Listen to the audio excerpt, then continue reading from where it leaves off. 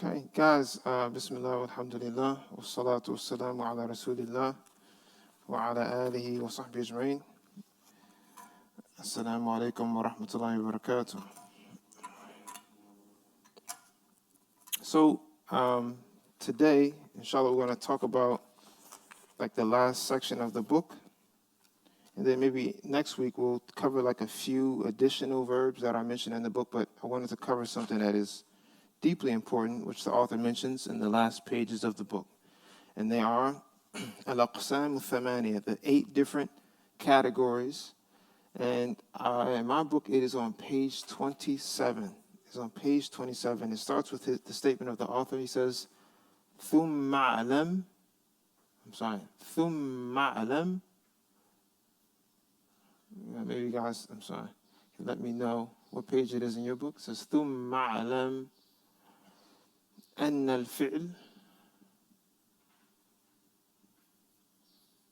الفعل المنحصرة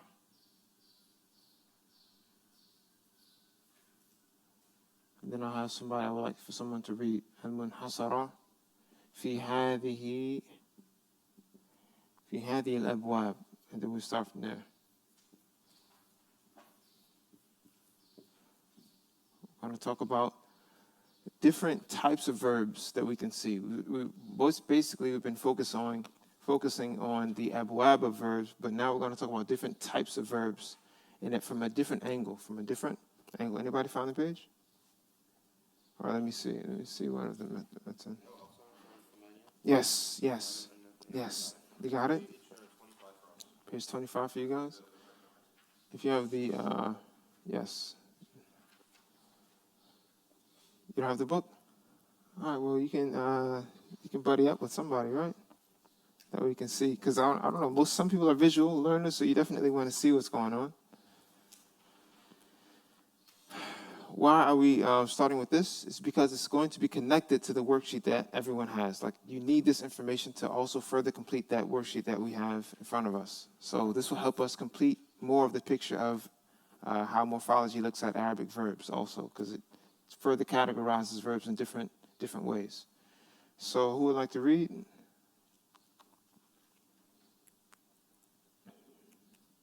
Many, mo.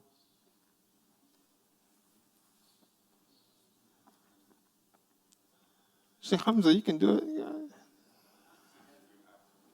Yeah, you haven't gotten the turn yet. All right, Bismillah.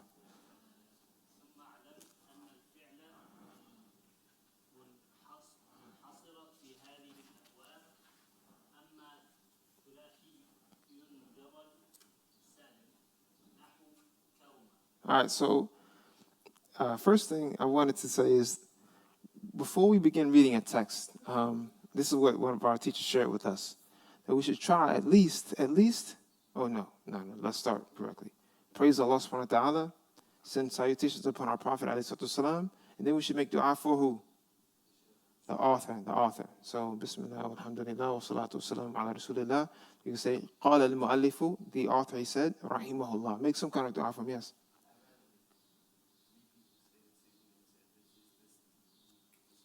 Allahu Akbar. Allahu Akbar. Yeah, alhamdulillah. So yeah, we're just transmitting what the scholar said, so make praise Allah subhanahu wa ta'ala, send salutations on our beloved Prophet Muhammad and then make dua for the author. Because if you wrote a book, you would also, after you die, you want someone to actually make some dua for you. You'll get the hasanat if they read your book, but you also get extra hasanat if they make dua for you. So that's at least the best respect that we can do for the author, at least. So he says, ثُمَّ عَلَمْ. Who can tell me what i'lam means? To know. From what verb? Alima. What's the mudari'? Ya'lamu. And the masdar is? Ilman. فَهُوَ عَالِمٌ. Okay, excellent. So the amr is i'lam. Good. So he says, so know, O reader, O Muslim, that the verb that is restricted in these different chapters that we've studied, such as fa'ula, fa'ila, fa'ala, af'ala, all the verbs that we've taken so far, that they are basically either going to be, he says, A, Thulathiyun. Who knows what thulathiyun means by this time? Thulathiyun means that it has how many root letters? 3 root letters. Mujarrad. Who remembers what mujarrad means? Huh? Mujarrad means it doesn't have any additional letters. What is the acronym for additional letters? Sa'al tumu niha. It doesn't have any of these additional letters added to it. And another way you can remember this is by saying al-yawma, today. Al-yawma tansahu. On this day you will forget. On this day, al-yawma tansahu. On this day you will forget. Hopefully we won't forget anything. But this is another way to remember the acronym. You can say sa'altumuniha, A, to remember the additional letters. We can say al-yawma tansahu. So he says either the verbs that we study are going to be trilateral 3 root letter verbs that have no additional letters, and they are, and this is the point we're going to look at today, salim, salimun, and he gives us an example. Karuma. On the scale of what? Karuma. Fa'ula, right, everyone? Karuma is on the scale of what, everyone? Fa'ula. Again, karuma is on the scale of what? Fa'ula. Okay. And then the next type, continue reading, Sheikh Hamza.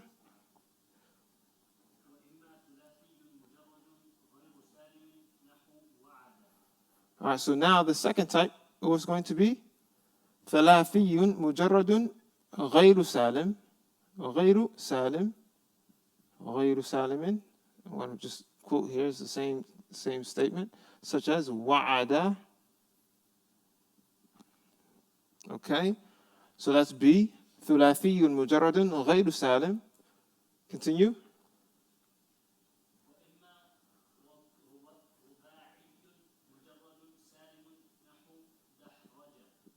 Or it could be رباعي. What does رباعي mean? What do you guys think? 4 root letters. Good, excellent. And that it is salim. We'll talk about what salim means shortly. Such as dahraja.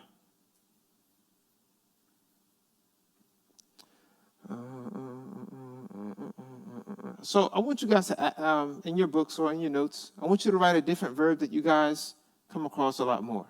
That's rubai, that has, let's say, 4 root letters. I want you to put waswasa. الذي يوسوس في صدور الناس. Right? Everyone together, waswasa. Oh, yeah, I'm sorry, because that one's غير سالم. Okay, I should have given you guys something like فمن زحزح زحزح. I'm together, زحزح. فمن زحزح عن النار وأدخل الجنة فقد فاز. All right, okay. So continue reading. Wait a minute.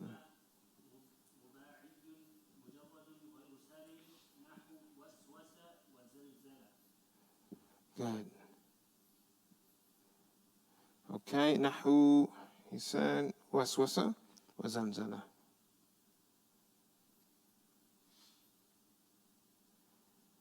وزلزلة. So he's probably, that first category, زحزح might not actually fit in this C category because it's similar to زلزلة. Anyway, so he's saying we have trilateral mujarrad, no additional letters, that's salim. Trilateral mujarrad, that is not salim, like wa'ada. 4 letters, 4 root letters that have no additional letters, that's salim, dahraja.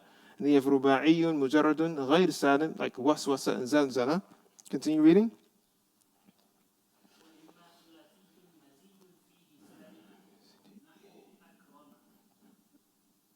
Okay. ثلاثي مزيد. Any questions about what the author is saying so far? You guys following? I mean, I know I haven't explained what silent means yet, but is it clear somewhat like where we're going with this? He's just showing you an outline of what we've kind of taken so far. We didn't really talk about ruba'i. I was planning to do ruba'i verbs from the actual text next week, inshallah ta'ala. But he says, or it is thulathi mazid. Mazid means what, everyone? Huh?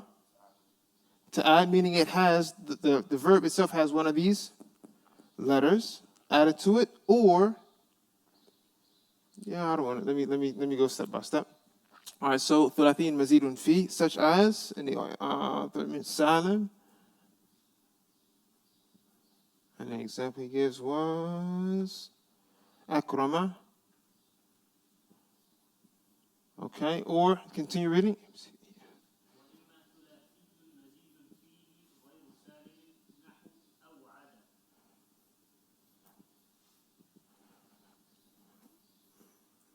Such as aw'ada.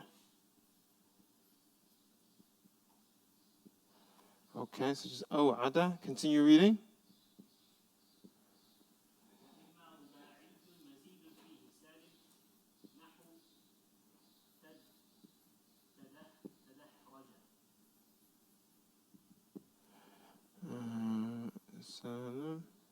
Ta dah raja. Ta dah raja. All right, so let me quickly go over that. The verb dahraja, everyone together, dahraja, it means to roll. Dahraja means to roll something, right? I can say dahrajtu al-hajra, like I basically rolled the rock or something like that. Tadahraja means that it rolled itself. Something rolled itself, right? So dahraja is kind of, in that meaning, it's like I can say dahrajtu al-hajra, fatadahraja al-hajar. So I rolled the rock, so the rock rolled itself, or something like that. Or not that the rock rolled itself, so the rock rolled. Anyway, the point is, dahraja and is basically the verb that is ruba'iyun, 4 root letters. It's mujarrad, not having any additional letters added to it, and it's salim, and it's connected to, everyone, tadahraja. Everyone together, dahraja, tadahraja. Okay, all right, continue reading.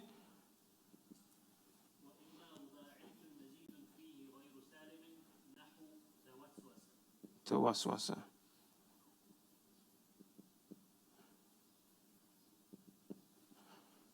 غير سالم, such as tawaswasa.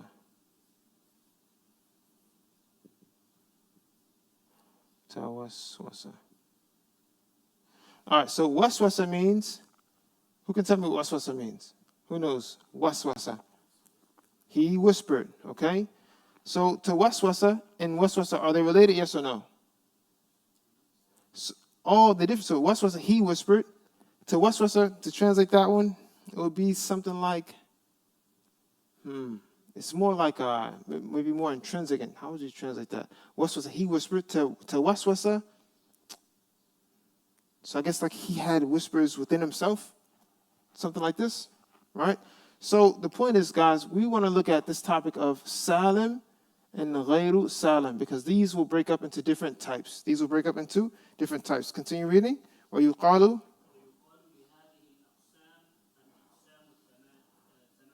الأقسام الثمانية.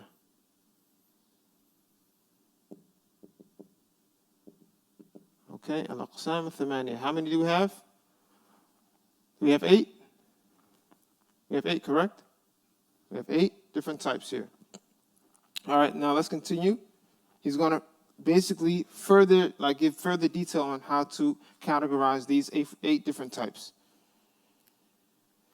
Wait, hold on, really quickly, before we continue, can anybody see the difference between, just before we even listen to what the author has to say, can anyone see what the difference is between something that's salim and something that is not salim? Can you see what the difference is?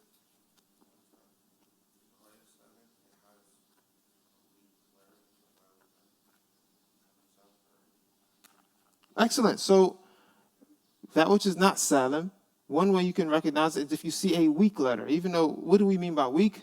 It doesn't mean that the letter is intrinsically weak from some kind of meaning perspective, but just when we say weak, it's yeah, we're not going to say that wow is weak. Whenever I see the letter wow in the Quran, it's a weak letter. We don't mean it like that. We mean from a morphological standpoint, right? So if you see a wow as one of the root letters, you could say that that word, that verb is what, everyone? Salim or ghayr salim? Ghayr salim. Okay, good. So there's more types of ghayr salim. Ghayr salim is going to break up into different categories. Okay, so this is what he's going to talk about next in the book. Continue reading. Wa'alam.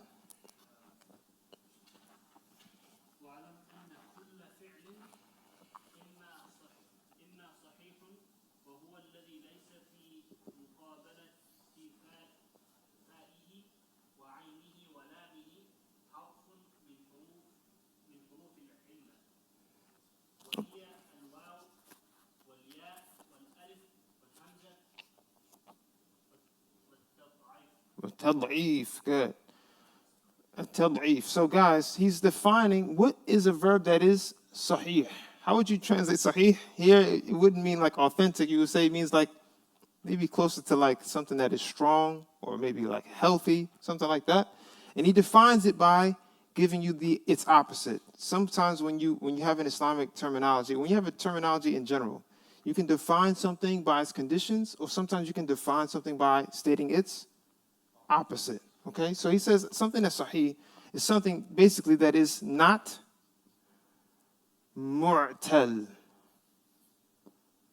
He defines mu'tal for us really here. Mu'talun. Every time mu'talun. Mu'talun comes from the root letters ayn, lam, lam, illa, yani alla. So he says that if something is sahih, it just means that it doesn't have anything that makes it mu'tal or weak. So let's see what the definition of al-mu'tal is. Al-mu'tal is that which is the verb that has, what did he mention again? He says, any of the huruf al-illah, such as al-waw, al-ya, al-alif, what else? Hamza. What else? At-tad'if.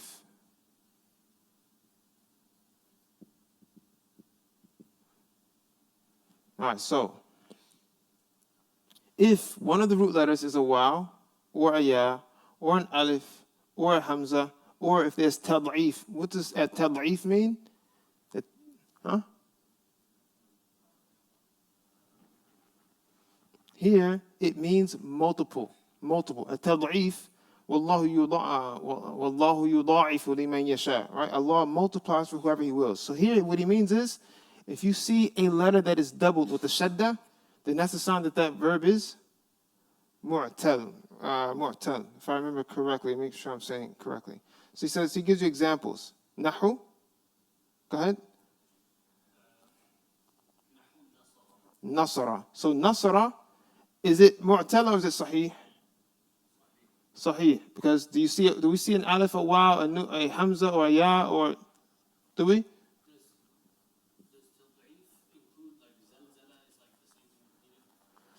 So, okay, so zalzala and zahra, like, so there's different types. This verb here, dahraja, there's no repetition of any letters. And that's different from zahzaha and zalzala and waswasa. These are considered like mulhaq. So we'll talk a little bit about like the doubling of letters here versus verbs like dahraja and tarjama a little bit as he continues in the book, inshallah. So he gives you an example of something that's sahih. Nasara, what about karuma, everyone? Is this sahih or mu'tal? Sahih. All right, continue reading. Then he says, وَإِمَّا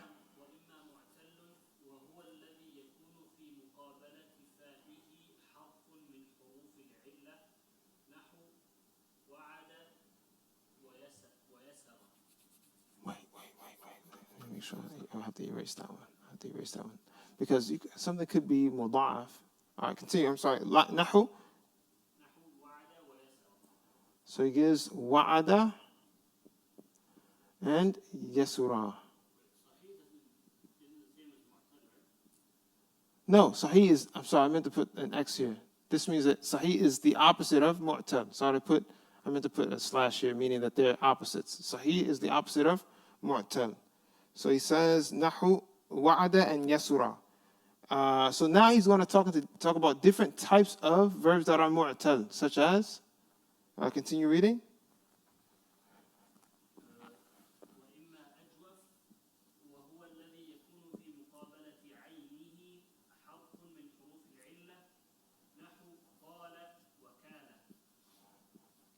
Okay, qala and kana. So these two, everything together, qala, kana. These verbs are called verbs that are mu'tal, but what type of mu'tal are they? They are considered ajwaf, and that means, it comes from the word jof, right? So jof means what in English? How would you translate jof? The open what?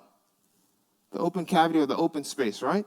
And that's because the middle of these verbs have a what? A weak letter. They have a weak letter in the middle. So verbs that have a weak letter, such as a waw, a ya, or an alif in the middle, they're called what, everyone? Ajwaf. So we have qala, kana. Can anyone think of another verb that has like a ya or a waw or an alif in the middle? Huh? Ba'a. Ba'a. Good. Ba'a. All right, continue reading. Any questions about ajwaf? All right, continue reading.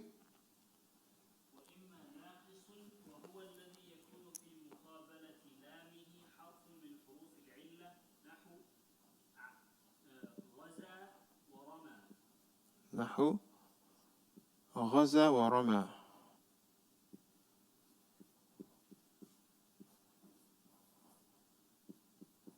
Alright, so here he's saying that this is type A from the types of mu'tal verbs.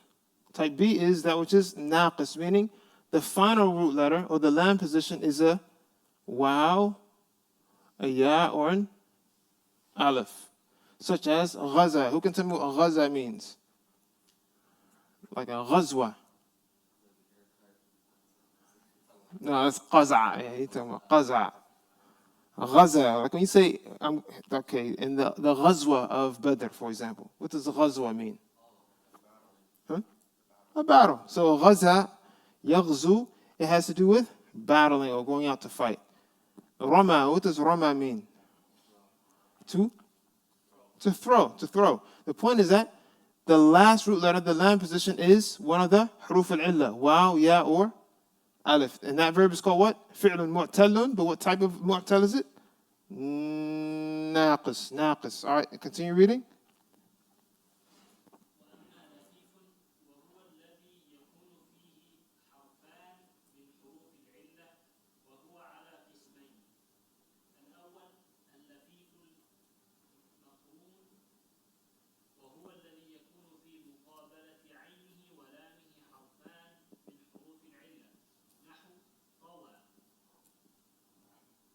All right, so al-lafif, yani the verb that is lafif, it has two root letters that are weak. It has two root letters that are weak, and there's two types. So we have C1, and we're going to put C2 over here.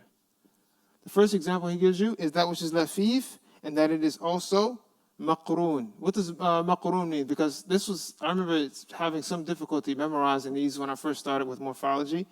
Who can tell me what maqroon means? Huh? Okay, all right, a horn. Okay, what about the word qareen? What is a qareen? Is it Yeah, it's like a companion, right? You with me? So here, what he's saying is that lafifun maqroon, it means that the two root letters, they are companions. They're close to each other. They're very close to each other. So the fa and the ayn are both weak. Or the ayn and the lam are both weak. You guys with me? So the examples he gives are what? He says, tawa. Oh, he only gives you one example. He only says, ayni wa lami.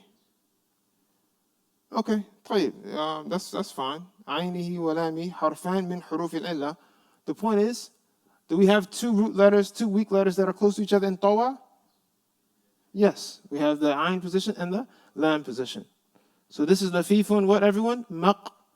Maqroon. Okay, so it means that the two weak letters are close to each other. The next type is what? Continue reading.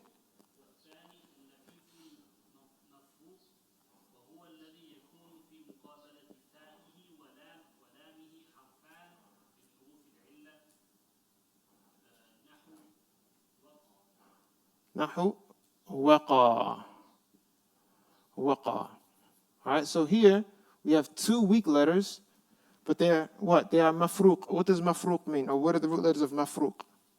Is that farq? All right, so there's separation between them. There's a separation between the two weak letters, and they're separated here by what? Qaf. Okay, they're separated by qaf. Continue reading.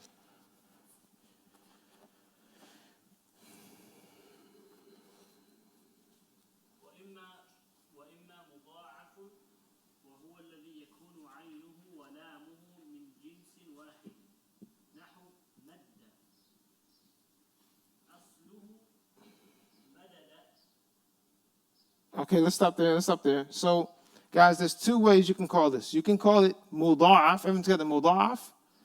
You can call, we're going to say this. This is D, A, B, C, C1, C2. D can either be called muda'af or muda'af.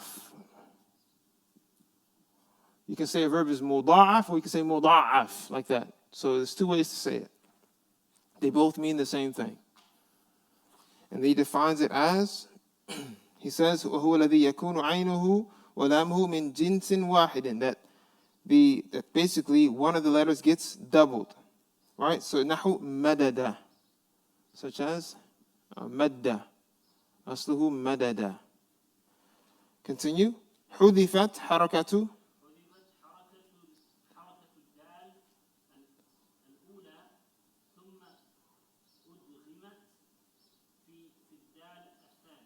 Does that make sense, guys, what he said? The asl of it is what? The asl of madda is what, everyone? Madada. So then he kind of takes you through the process of how it became madda. He said, hudifat. What does hudifat mean? Hadaf. What does hadaf mean? Oh, that's hadaf. I said hadafa with dal. Hadaf means to omit, to delete. Okay? So he says, he takes you through the stage from how did madda come from madada? He says, hudifat harakatu dal al-ula. The first dal, they omitted, they got rid of the vowel on it, so it became like this.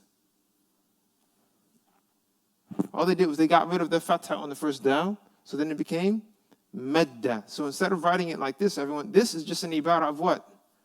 This is an ibarah of shadda, right? So instead of writing it like this, we have to, he said he did idgham, they combined it, then it became madda. All right, continue reading.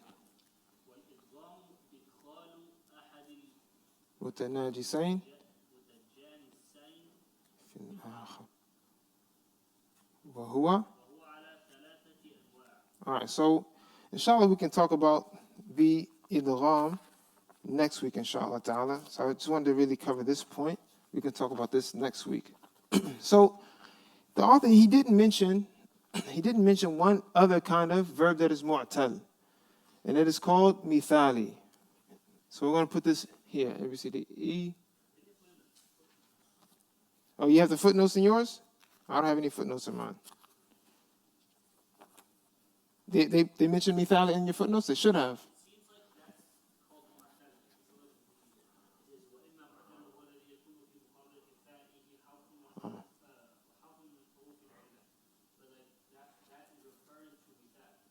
Yes. The last type, everyone, we're going to put mithal, the verb that is mithal. And that basically, again, as he mentioned, that the fa position is a weak letter. The fa position is a weak letter, such as, he already mentioned them, wa'ada. Like this is called mithali, all right? The first root letter is a weak letter, such as wa'ada or yasura. Right? These ones are considered weak because the first letter is a weak letter. So, most importantly, guys, I would say you need to understand all of them, but at least try your best to focus on these three initially. Try to focus on being able to recognize that which is mithali, that which is adraf, and that which is naqis. Because I feel like muda'af and lafif, they're all important, but the point is I want you guys, for me, for the purpose of this class, I want you guys to understand that which is mithali, adraf, and naqis more than anything. طيب. So with that said, are there any questions so far? Because I wanted to really get focused on the worksheet that I handed out today. Any questions about a verb that is sahih and a verb that is mu'tal? All right, how about I write some examples? You guys tell me if it's sahih or if it's mu'tal. I'll write some examples on the board really quickly. Let's do...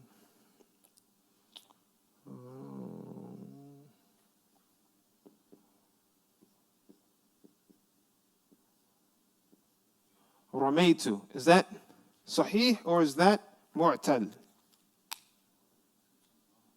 Huh? It comes from Rama. Yes, Ramaytu comes from Rama. So is that sahih or mu'tal? Mu'tal. It is weak. Does that make sense, guys? Okay, let's try it. Huh? Yeah, you have to go by the default. Yes. But even here, do we see a weak letter as one of the root letters? Yes, right? So here, this alif maqsura, it comes from yeah, right? Everyone together. Rama, and then the mudari is yarmi. Rama, yarmi. Everyone together. Rama, yarmi. So here I have ramaytu. All right, this one is mu'tal, as we said. Next one, let's do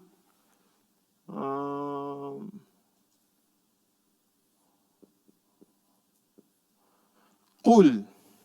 صحيح or معتل? Is it معتل? قل. Is it معتل? You guys, huh? Okay. معتل, good. Because قل comes from what, everyone? It comes from قال. Good. It comes from قال. Good. معتل. Even though it looks sahih from the outside, you have to go back to the original to make the hukm. You have to go back to the original before you make a judgment call. All right? And the wow was omitted because it's a fi'l amr. All right, let's do another example. Huh? Sha'a? Oh, okay. Yes.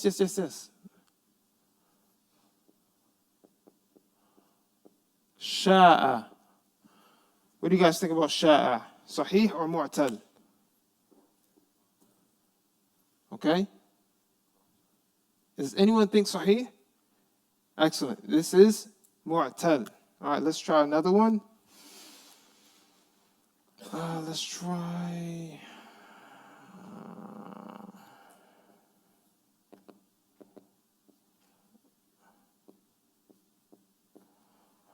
قذف.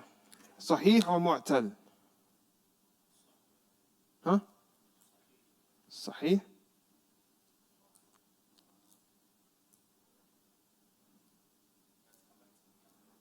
Okay. All right. Again, sahih. What's the definition of sahih? Sahih is basically any verb that is not mu'tal. Any verb that is not mu'tal. So, qadhafa will be what, guys? Will be sahih. Will be sahih. Let's try another one. Ooh.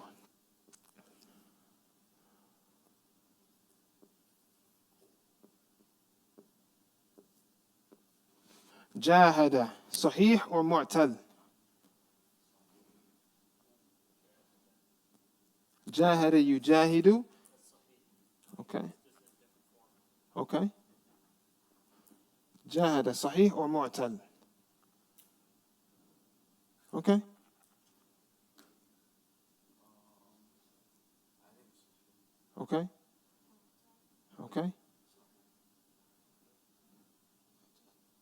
Okay. So, when you look this verb up in the dictionary, is it mildly or mudari, class? It's mildly, right? When you look this verb up in the dictionary, what are the root letters that you're going to look up? Jim, ha, dal. Are you going to look up the alif? Absolutely not, because this is from form number 3. This verb is sahih. Jahada is sahih. So you want to look at the root letters, not the huruf ziyada. So here, there's a harf zaid. There's an additional letter from sa'altumuniha. You don't look at that when you're trying to figure out if it's sahih or if it's mu'tal. You want to look at the root letters. You guys got it? Okay. Let's do one more. Let's do أدخل.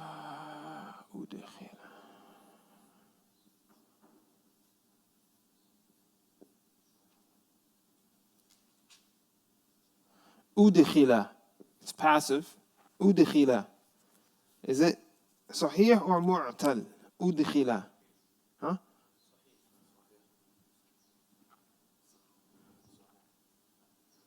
صحيح. Excellent.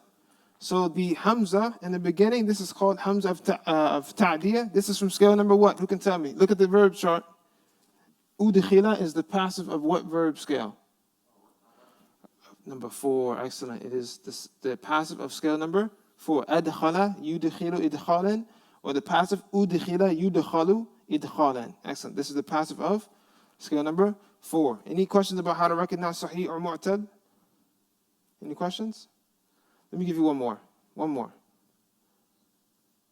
Let's try one more.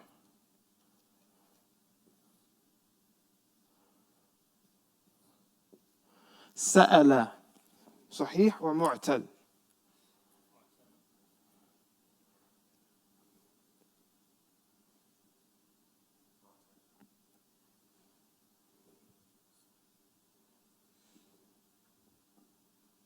Okay.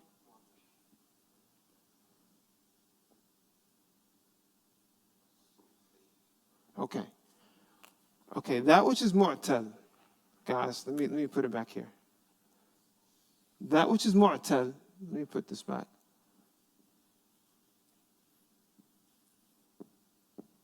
We're going to put Tad'if. I could put Tad'if. Anyway, the point is, that which is Mu'tal is that which has a Waw as a root letter, a Ya as a root letter, an Alif as a root letter, a Hamza as a root letter, or there's Tad'if. There's like the verb Madda. Okay? So when we look at Sa'ala, does it have any of those characteristics? Yes. What's the issue with Sa'ala that makes it Mu'tal? The root letter, Hamza in the middle. Okay? So this is Mu'tal. What kind of Mu'tal verb is Qala? Is it Mithali, Ajwaf, or Naqis? Ajwaf, because the middle root letter is a weak letter. The middle root letter is a weak letter. What about Sha'a? It's a little bit tricky. Sha'a. Oof. Sha'a. Sha'a. Ooh, Sha'a is a rough one. Anyway, this one is considered what, everyone? Ajwaf. Definitely Ajwaf. But that Hamza might make it a little bit more tricky of a question. Sha'a, subhanAllah. I don't see the Sha'a. Yeah, that one. I want to hesitate. It definitely has. Is it Lafif? Possibly. Allahu A'lam. I can definitely say that this one is Ajwaf. It's definitely Ajwaf. All right. So, what about? Yes. All right. So.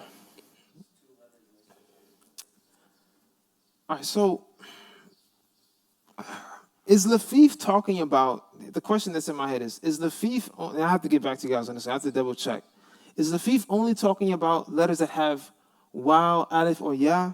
Or is Hamza considered a harf illa? Yani, it's as if Hamza is in its own world. Allahu A'lam. Like the weak letters, huruf illa are usually 3. Waw, Ya, Alif. But is Hamza considered harf min huruf al-illa al-thalatha? I mean, I don't, Allahu A'lam. That's what kind of tricks me up about that one. But I can definitely say that Sha'a is Ajwaf. I'd have to get back to you guys on that one. Last one. What about Rama? Rama from Ramaytu from Rama. Is Rama, look at it here. What kind of verb is Rama? It's Mu'tal, but it is Naqis. Okay. Huh? If something is Naqis, it has a deficiency. It has a deficiency. And there's reasons behind like the namings, like Ajwaf. We already mentioned Ajwaf because it's hollow. The verb has a hollowness in the middle, meaning there's a weak letter in the middle. Mithali, the reason that they call them Mithali is because they're saying that the conjugation of Ajwaf, of Mu'tal verbs that are Mithali, the conjugation is very similar to the regular conjugation of a present tense verb. So it's like the present tense verb in a lot of ways, or it's not a lot of like difficulty, I guess, when you conjugate it like a present tense verb. naqis. It has a deficiency at the end, but I can't remember how the scholars explain like how they came up with this terminology for that one. So any questions about this? Because next we're going to move to the worksheet. Yes.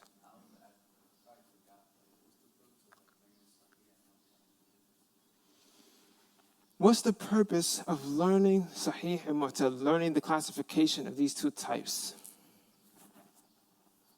Besides just understanding what the scholars are mentioning in these books, besides just understanding the terminologies that the scholars use, what's the purpose of being able to recognize them? Well, I would say that it's going to affect your ability to conjugate. If you know that a verb is, for example, is mithali, for example, you will know how to conjugate it in the present tense correctly. And I'll give you an example. So let's look at, let's start simple. Have it together. Fa'ala, yaf'alu. So, fa'ala has how many letters? 3. It's a 3 root letter verb. Mujarrad, right? Has no additional letters. Yaf'alu is still what? It's still thulathi. It's still mujarrad. There's no additional letters, correct? And everything together, yaf'alu. There's no additional letters, right? Right? Okay. But how many letters are in yaf'alu? 4. If I know sahih and mu'tal, when I see wa'ada, let's try like this. Wa'ada. Everything together, wa'ada. If I know the rules of that which is mithali, the rules, then I will know. Let's see if you guys catch this. Wa'ada.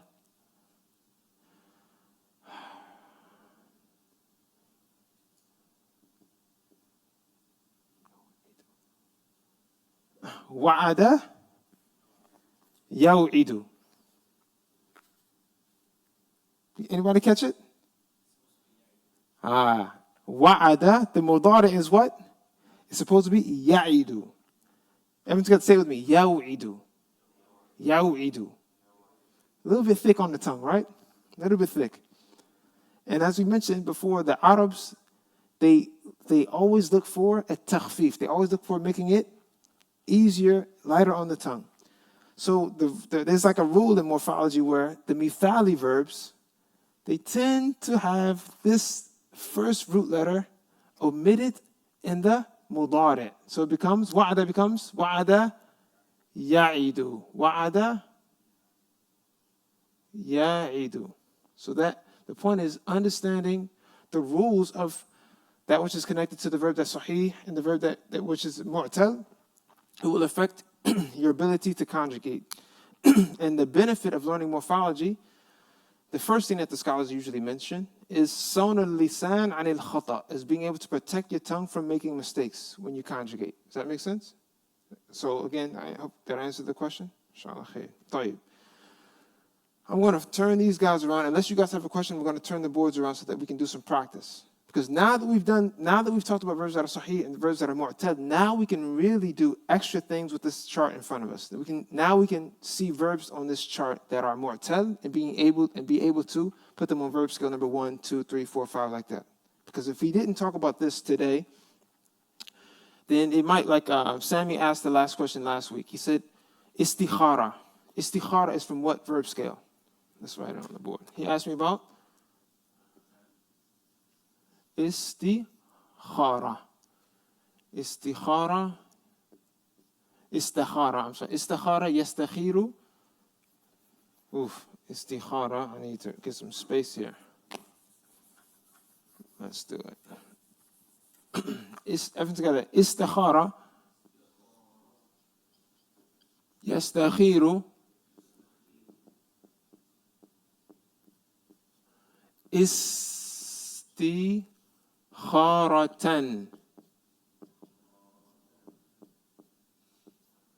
Again, istikhara, yastakhiru, istikharatan. All right, guys, is this verb, now you can see where it all basically comes together. Is istikhara a verb that is sahih in its originality, or is it mu'tal in its original form? What do you think? Okay, what do you think? We definitely can say that istikhara is from scale number 10, istaf'ala It's from what, everyone? Everyone? Istaf'ala. Is it sahih or mu'tal? You said mu'tal. You tell me what the root letters are. Istaf'ala. The root letters for istaf'ala come at the end. The root letters come at the end. So you say it's mu'tal. What do you think? Okay. What kind of mu'tal is it? Is it mithali, ajraf, or naqis?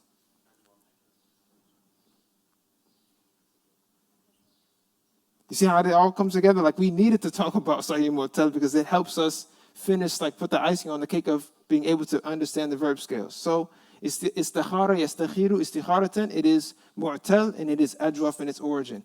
So if I were to look up this verb in the dictionary, all right, now you guys are like, mashallah, you guys are getting to the actual essence of what I wanted everyone to learn. If I wanted to look up istikhara in the dictionary, what letters am I going to look up? Let's say the hands weird. Kha, blank, ra. What do you guys think it is here? Kha, blank, ra. Fill in the blank.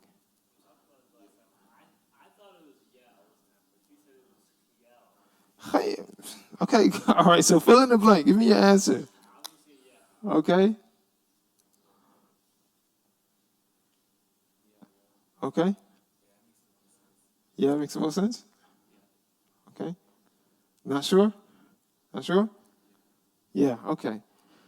So I could be wrong, but I believe istikhara comes from kha, ya, ra.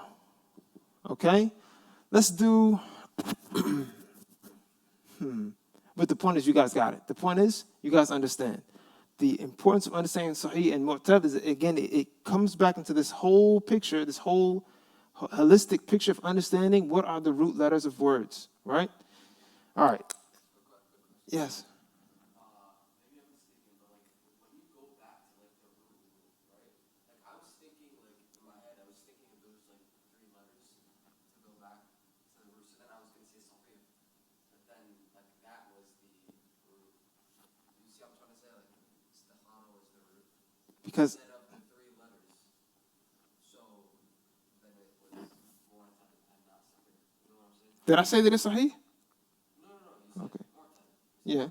But what I'm saying is, like, when you ask for the root, like, isn't it just like the 3 letters that you look up in the dictionary? Yes. Yes. But the point is, am I going to look up kha, alif, ra? The reason I said fill in the blank is because we know that alif can never be an actual root letter. Alif will never be an actual root letter in the dictionary. Alif usually comes from wa or ya. That's why I said fill in the blank, because it's either going to be wow or yeah. I mentioned that in one of the classes before. Any questions before I want to turn the board around? Yes. You mentioned the dictionary. What's the name of the dictionary? Hands weird. The hands weird.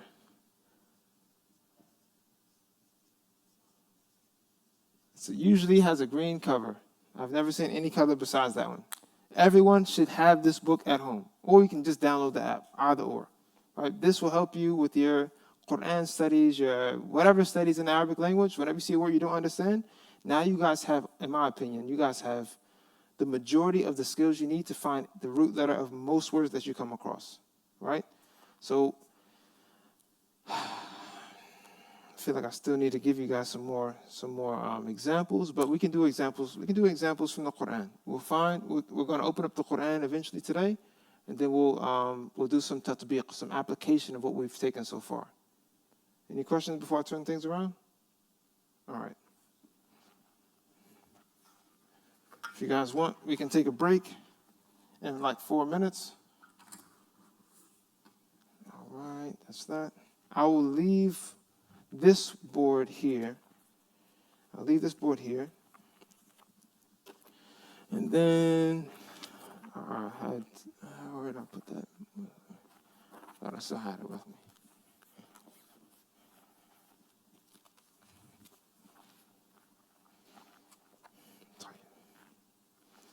Let's go to I'm probably going to look at a familiar, an easier surah. Then we'll do tatbiq from an easy surah. We'll do tatbiq from a more intermediate level. And I don't know if we'll have time for anything advanced. All right, so let's look at the worksheet the worksheet that I handed everyone. Just want to see if you guys can get through the first level of this worksheet.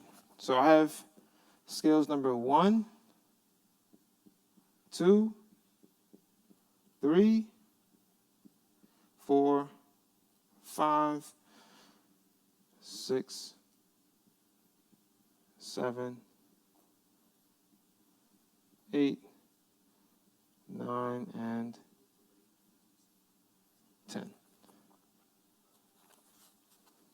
All right. So scale number 1, we're going to do a quick review. Scale number 1 has how many different probabilities? Who remembers from like the first class? No. Scale number 1. All right. Let's do it like this. This is not, okay, so it can be fa'ala, yaf'alu. Yes, fa'ala, yaf'ilu. It can be fa'ala, what else, everyone? Yaf'ulu. So I'm going to circle them like this.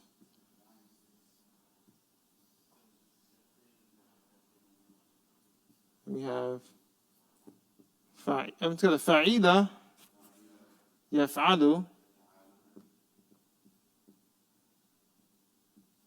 We have fa'ila,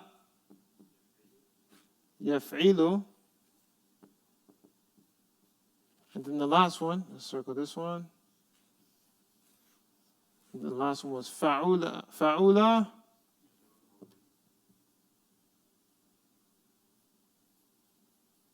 This is a review, guys. So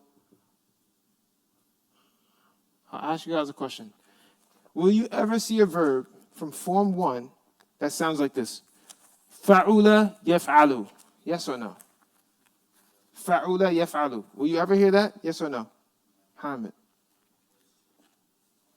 Fa'ula yaf'alu. Will you ever see that kind of pattern? Yeah, fa'ula yaf'alu. Never. Will you ever see fa'ila yaf'ulu? Yes or no? Fa'ila yaf'ulu. Never. Will you ever see fa'ula yaf'ilu? Sami? No. You will only see what? Out of the 9 probabilities, you only see what, everyone?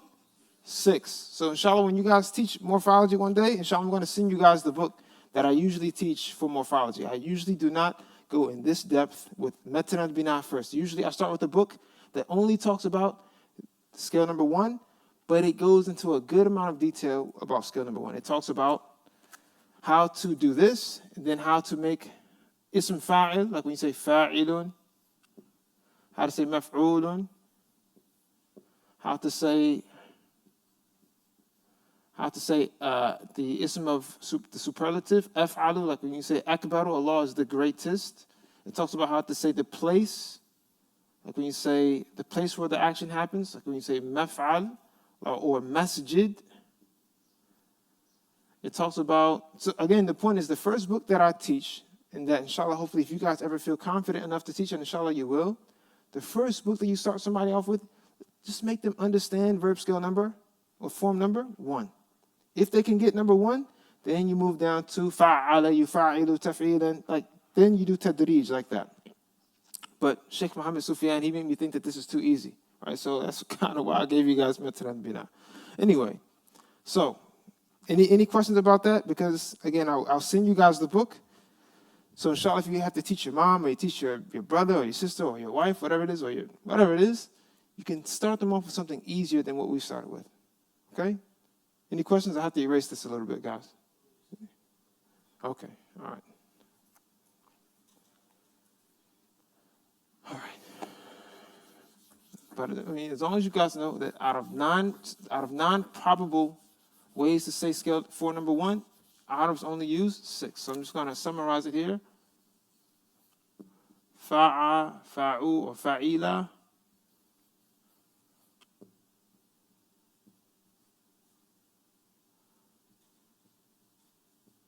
So now do you guys understand why our book kind of mentions it, or why I usually write it like this? To summarize it, it can be created into 6 different probable forms. Okay, so we have the Madi, you have the Mudari, the present tense. You have the Masdar. What is the Masdar for scale number 1, everyone?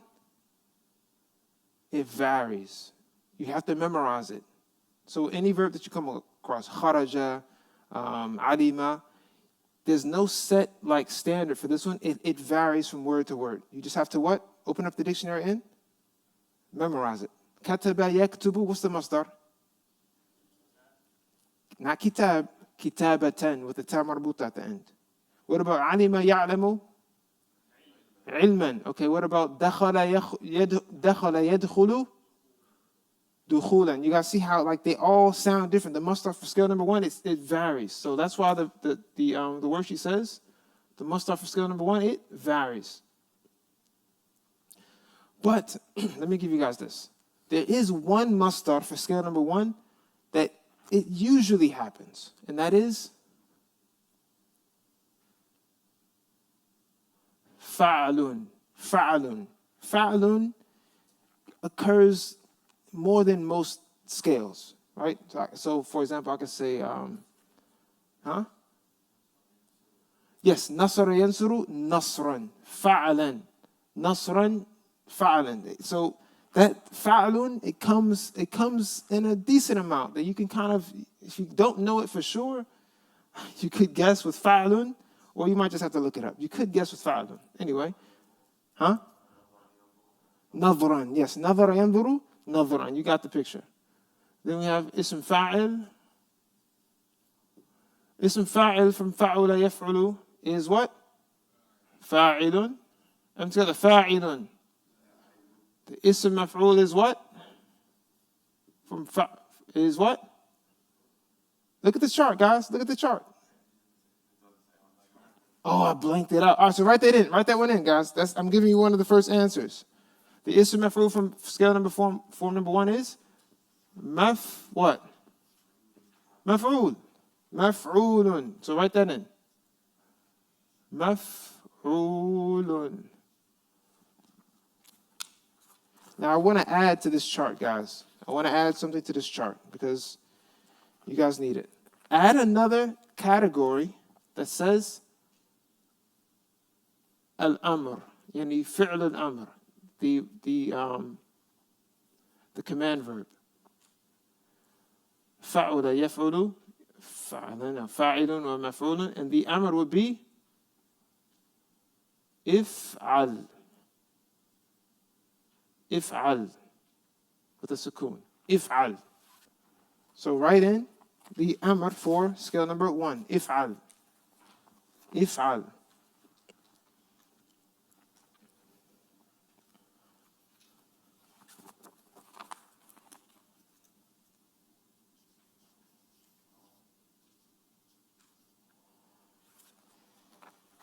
All right.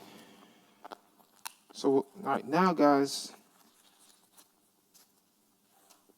who can tell me, once you guys do that, who can tell me what is the Madi of form number 2? What is the Madi of form number 2? Yes. Fa'ala. So the second blank, it is fa'ala for scale number 2. I'm telling you, fa'ala.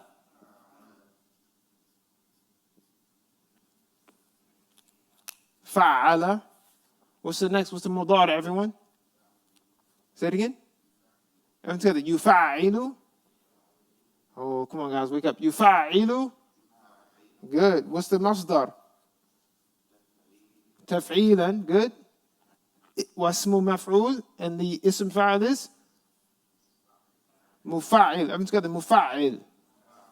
Good. And the ism. I'm sorry, the next one. And the ism maf'ul is mufa'al.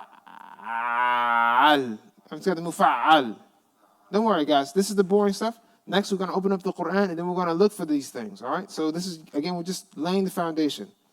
Number 3. Number 3. Let me call on someone. Let me have you go over number 3. The Madi, then the Mudari, then the Masdar, then the Ism Fa'il, then the Ism Maf'ul. Huh? Oh, so the amr. Okay, yeah. So, all right, the amr for scale number 2 is fa'ala, yufa'ilu. So it's going to be fa'il, fa'il, fa'il. Let me tell you, fa'il, fa'il. Like if I said to someone, allim, right? What am I saying? Teach, teach, allim, teach, right? Or if I could say, dakhil,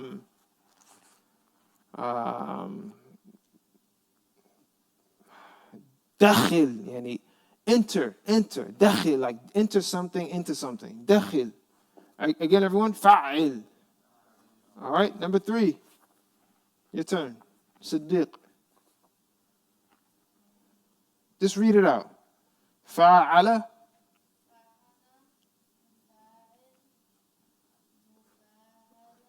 mufa'alatan, good. And the ism fa'al is what, everyone? Say it again. Mufa'ilun, mufa'ilun. So the ism fa'il for number 3 is mufa'ilun. Who remembers the trick? If you ever get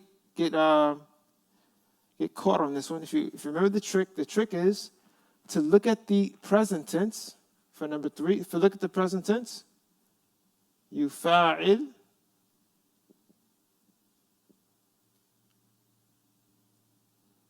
yufa'ilu, and all you have to do, if the verb has 4 letters, fa'ala has 4 letters. 1, 2, 3, 4. Fa'ala has 4 letters. Sorry. The trick is fa'ala. Fa'ala has 4 letters. 1, 2, 3, 4. If the verb has 4 letters, then all you have to do to figure out what the ism fa'il is, change the ya from the mudari to a mim. Does that make sense, guys? That's the trick. All right, so everyone together. Fa'ala, yufa'ilu, mufa'alatan. What's another masdar for scale number 3? He doesn't mention all of them here. Fi'al, good. Another masdar for that one is fi'al, fi'alun. Everyone together. Fi'alun. So write that on your chart. He doesn't mention other masadir for scale number 3. Mufa'ala and fi'al. Such as jihad wa mujahada. Jihadun wa mujahada. Fi'alun wa mufa'ala. All right. So that's scale number 3. And the ism maf'ul from scale number 3 is what, everyone? If this is mufa'il, then the ism maf'ul is what? Mufa'al. And the amr is fa'il. Good. Fa'il. I'll write it over here. Fa'il. Everyone say the fa'il. Fa'il. Okay?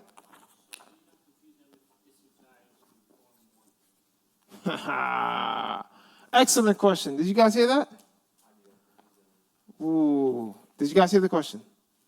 He said, how do you not confuse the amr from number 3 from the ism fa'il of number 1? That is a stupendous question. And that question comes from someone who's really into detail. I can tell this guy's a straight A student, mashallah. He asks a lot of questions in class. All right. To answer your question, it has to do with grammar. It has to do with grammar. One thing about nouns in Arabic, nouns can only take, I feel like I should write this in the corner. Okay. Nouns cannot end with sukoon. This marker is weak. Nouns cannot end with what, everyone? Sukoon. They cannot end with sukoon. A sukoon is a symbol of a verb. A sukoon is a sign that something is a verb. So that's the difference. I can say fa'ilun, fa'ilan, fa'ilin. I can put tanween of kasra, fatha, or dhamma on this ism fa'al of fa'ala. But I cannot put tanween on a verb. Okay, so nouns cannot take sukoon, and verbs cannot take what, everyone? Tanween.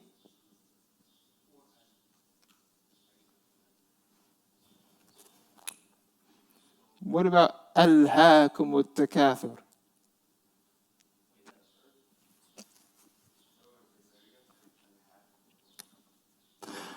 MashaAllah.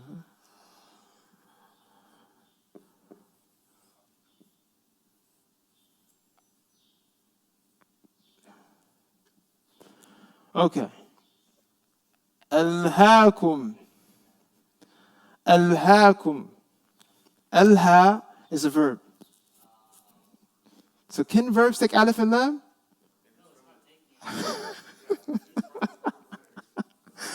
It was a trick question. Yes, everyone together. Alha. Alha comes from like the word lahu, right? So alha is, alha is on scale number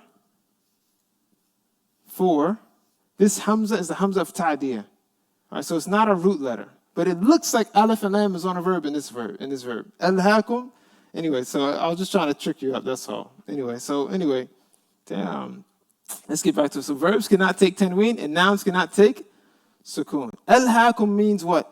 Something has distracted you. Something has put you in a state of lahu. Yani something has distracted you, and it is a takathur. Yani mutually competing to get kathir of something, to get more of something, has distracted you. Alhaakum at-takathur hatta zurtumul maqabir. All right, excellent. The main point is, guys, verbs cannot take what? Tanween. Tanween is a symbol of a noun, and sukoon is a symbol of a verb. So that's how we differentiate between fa'il, the amr, and fa'ilun of the ism fa'il of fa'ula, or fa'ila, or fa'ula. All right, or fa'ila, or fa'ala. Anyway, next one, number 4. Who would like to read number 4 off from the verb scales, or from the forms? Give me a hand. Anyone? No volunteers? طيب. All right. Just read it off. Af'ala. Excellent. Keep going. Muf'alun. And tell me the amr. Number 4. إذ قال له ربه أسلم. So the amr is af'il. All right, so for number 4, the amr is af'il. Af'il. And the mudar that you said was yuf'ilu. I'm together. Af'ala. Yuf'ilu. If'alan. Then muf'ilun. Muf'alun. And the amr was af'il. إذ قال له ربه أسلم. يعني af'il. So aslam means submit or embrace or something like, yes, submit. Yes, submit is the best translation here. No, this is called, okay, good question. So I don't know if these are certain things that need to be explained. Let me separate the space. Guys, what is this kind of hamza called? Hamzatul qata'. Hamzatul qata'.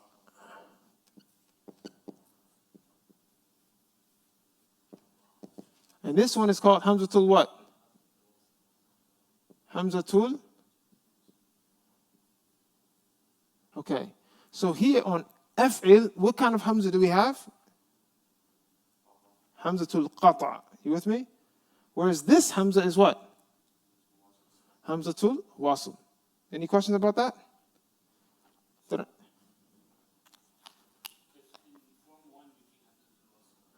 Yes, why?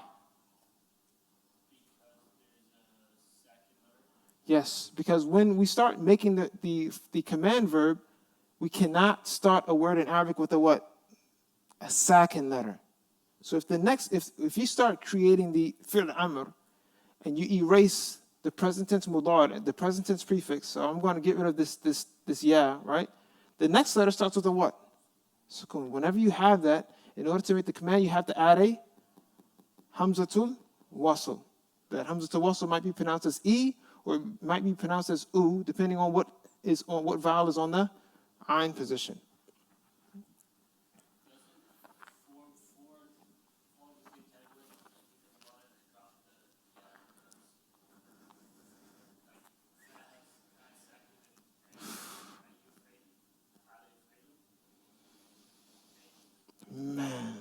MashaAllah. I was hoping to get through this whole class, this whole 8 weeks without having to explain that. I was hoping to get around explaining, like, okay, so remember, it's on this other side, isn't it? No, I think I erased it. Is it over here? Okay.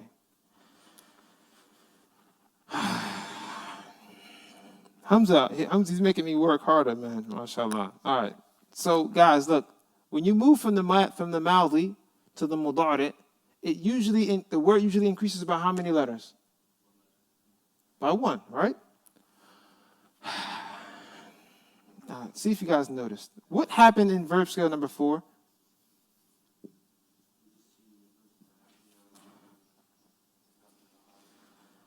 Yes. So it stayed the same. It stayed at 4.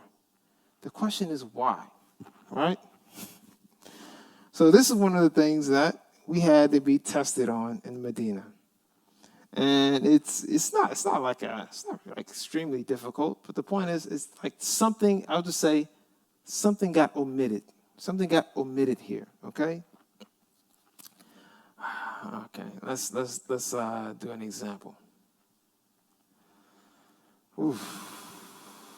Yeah. SubhanAllah. I need to actually, and I don't want to interpret it or explain it incorrectly because it's been a while since I reviewed that topic. But basically, I can simplify by saying that something got omitted here, right? Something got omitted here, so that's why it didn't increase by one letter. But like how it happened, SubhanAllah, it's been a while since I reviewed it, so I don't want to explain any part of it incorrectly. Inshallah, just have to get back to you on that one, inshallah.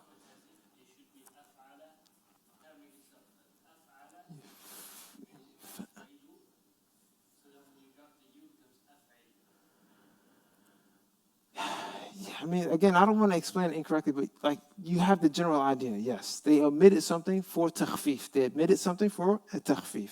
So that's why in the amr you still have the hamzatul qat here, and Allah knows best. So I just haven't reviewed that in a while, so I don't want to say anything incorrect about it.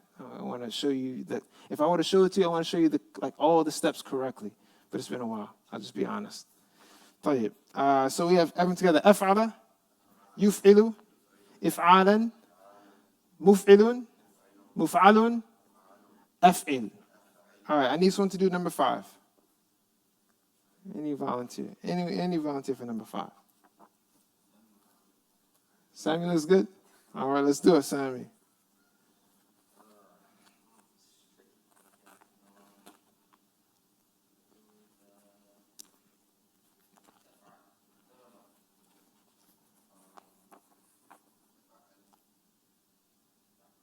Tafa'ala. Good.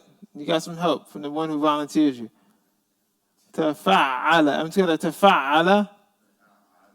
What's the mudari'? يتفاعل. تفاعلا. Come on, everyone. تفاعلا. فهو متفاعل. واسم مفعول منه متفاعل. What's the amr from number 5, guys? Who can tell me? Raise your hand. What's the amr from 5? Now the amr will not have. Say it again. Say it again. Oh no! There's no need for hamzatul wasl. Huh? Look at the mudari'. Ooh, look at the mudari', guys, and then get rid of the prefix, and then put a sukoon at the end. Look at the mudari'. Get rid of the prefix. Tafa'al. Tafa'al. Everyone together. Tafa'al. Again, look at the mudari'. Drop the prefix. Drop the first letter. Then change the dhamma into a sukoon. So the amr is tafa'al. If I say ta'allam, it means I'm speaking to one person. I'm basically saying learn, ta'allam, learn. All right. So number 6. I need someone for number 6. I need a volunteer for it. Number 6. Sheikh Muhammad. Can I erase the Hamza part, or can I erase anything, or can't? No, I don't want to erase this yet. The bottom. The bottom.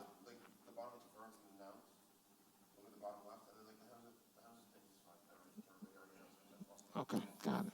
All right. Yeah, I'm not going to erase the top. I was just looking for the bottom to erase. Hamza vowels cannot take tanween. You guys got that, inshallah. All right, I need someone to do number 6 before I just call on someone. Alif, number 6. يتفاعلوا.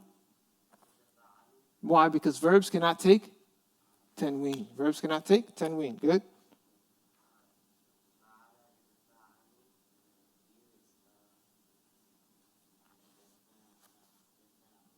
تفاعلا. Yes, the masdar for number 6 is what, everyone? تفاعل. تفاعلا. تفاعلا. Dhamma on the ayn. Keep going. متفاعل. The متفاعل. And the amr is what? تفاعل. Everyone's got that. تفاعل. All right, let's go over it again. تفاعل. يتفاعل. تفاعلا. متفاعل. متفاعل. And the amr is تفاعل.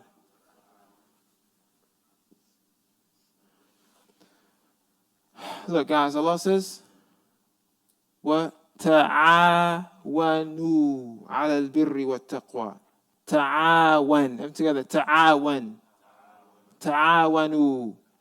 Like تعاونوا is for what pronoun? أنت, أنتما, or أنتم? أنتم. وتعاونوا. أنتم. You, all of you Muslims, all you believers, تعاونوا. What's the root letter? Let's see what you guys can see the root letters. وتعاونوا.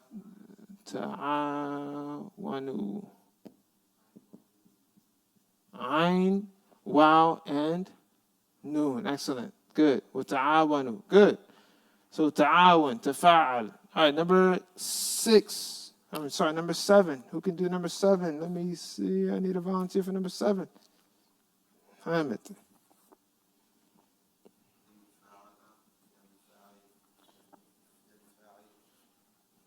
Yes.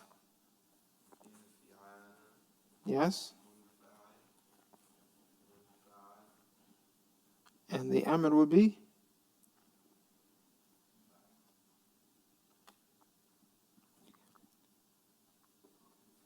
In fa'il. You heard Muhammad's answer. No problem. I can see the smile on your face. All right. In fa'il. I'm going to in fa'il. Does everyone understand why we got in fa'il for the amr? Look, again, look at the mudari. Drop the prefix. Yanfa'ilu becomes fa'il. So we can't start a word with a what?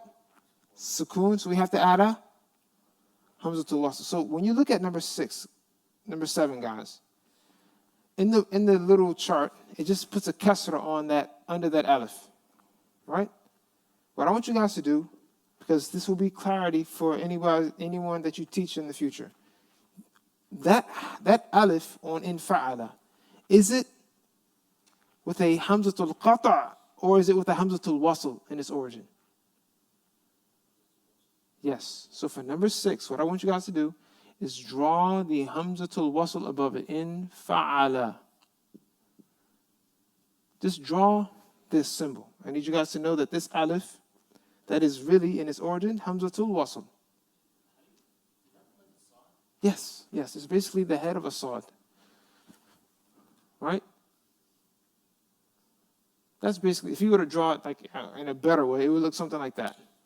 The head of a sword. Huh? Number 7. Huh? Say it again. Oh, I meant to say number 7. In fa'ala, I just want you to draw the hamzatul wasl on top of it. And it's the same for number 8. Who can read number 8 for us?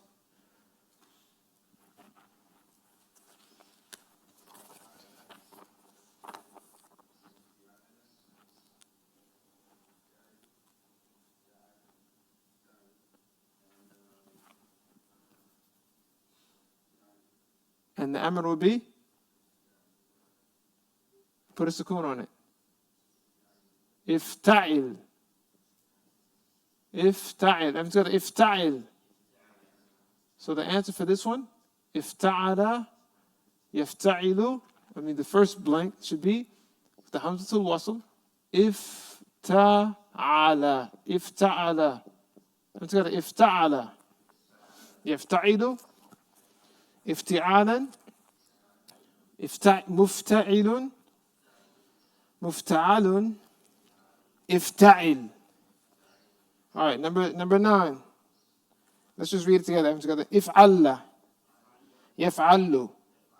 If'ilalun. Muf'allun. Muf'allun. If'alla. If'alla.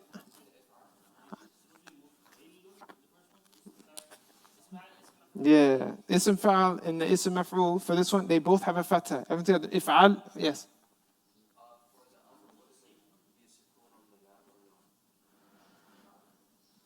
Okay, so good question.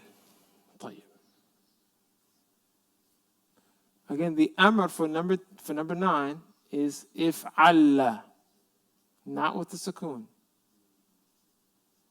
Why? Because of the rule of at-takhallus min intiqa' as-sakinin. You cannot have 2 letters with sukoon.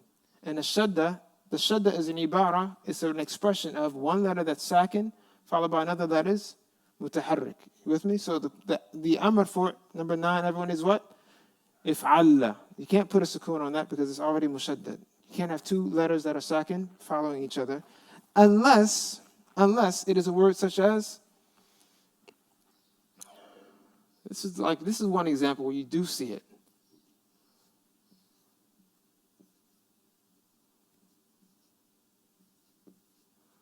Who can tell me where the 2 sakin letters are in the word jan?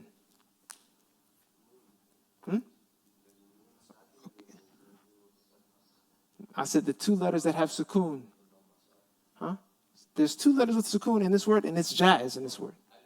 The alif and the first noon of. Another example is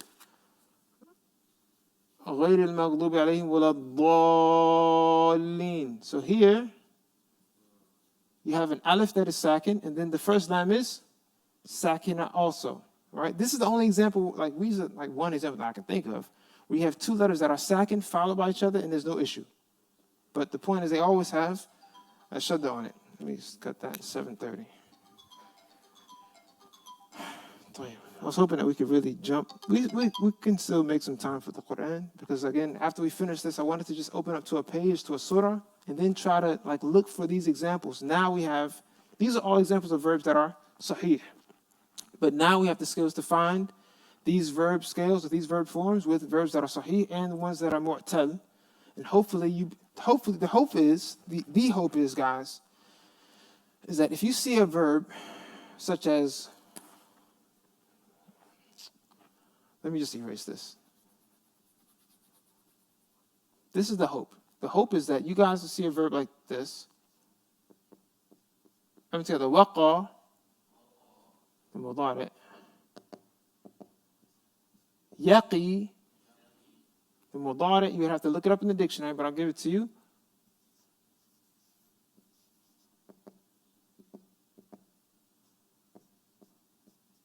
Wiqayatan. So the ism fa'il will be, I'll just give it to you guys. The ism fa'il for this will be waqin.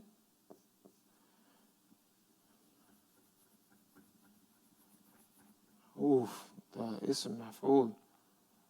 Oof. Oof. Oof. Mawqiyun. That's a weird one. Oh, okay. I have to get back to you on this one. But I know that the amr would be. Oh, this is a weird one too.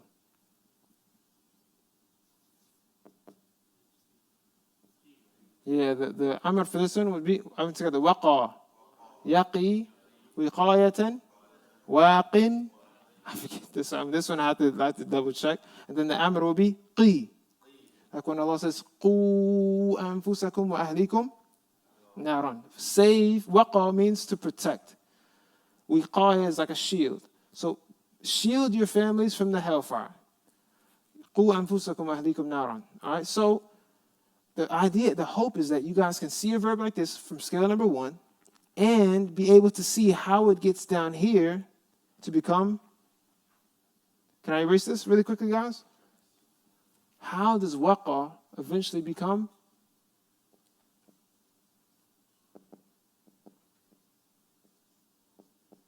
ittaqa?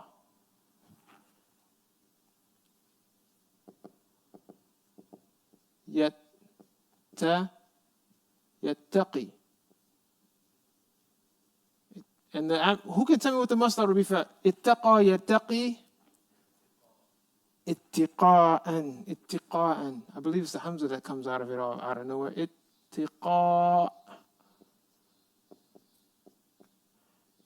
Ittiqa'an. Everyone's got ittiqa'an. And the person who has the person who does ittiqa is called a what? Muttaqin. Good.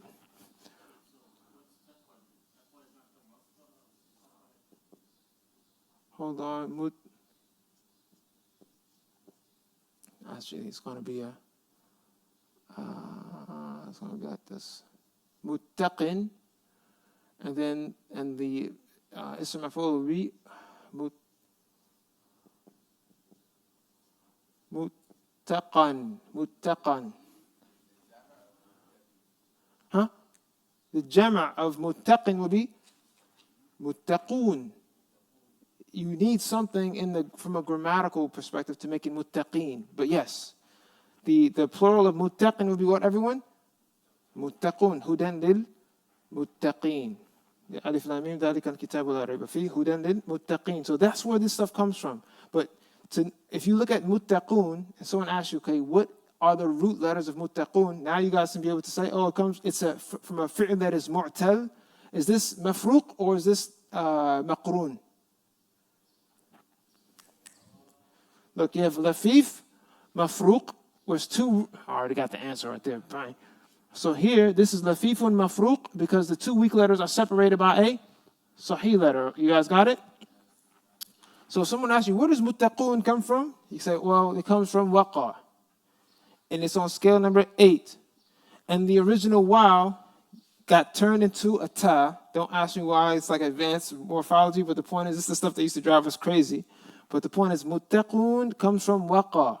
And taqwa comes from waqa. That's the hope, is that you guys are able to do that with any word that you come across. You're able to take a new word and put it on form number 1, 2, 3, or whatever it is, and understand where the words are derived from. That's what I meant when I first started this class by saying, if you know morphology and you learn one new word, then you really just learn how many? 200, right? Yeah, that's what I meant. That's what I meant by that. Yes. Any questions? We still need to finish the chart. Any questions about this? Do you guys feel like you're starting to understand how to get to this?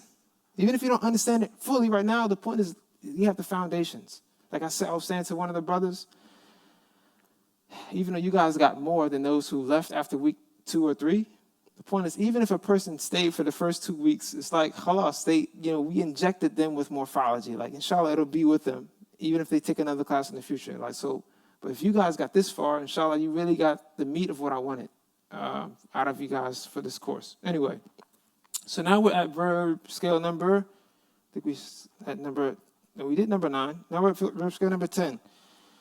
I need someone to read number 10. Let me have Yasser do number 10.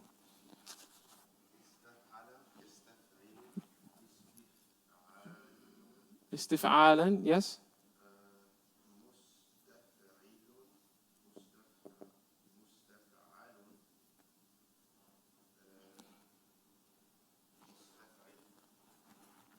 Istaf'il, exactly, yes. So everyone together. Make sure you put for verb scale, for the Maldi, the Hamzatul Wasl on the Aleph. Make sure you write Hamzatul Wasl on the Aleph. Istaf'ala, yastaf'ilu, istif'alan. And then the Ism Fa'il is Mustaf'ilun. Mustaf'ilun. I'm telling you, Mustaf'ilun. And then the Ism Maf'ul, Mustaf'alun. And the Amr is what? Istaf'il. Istaf'il.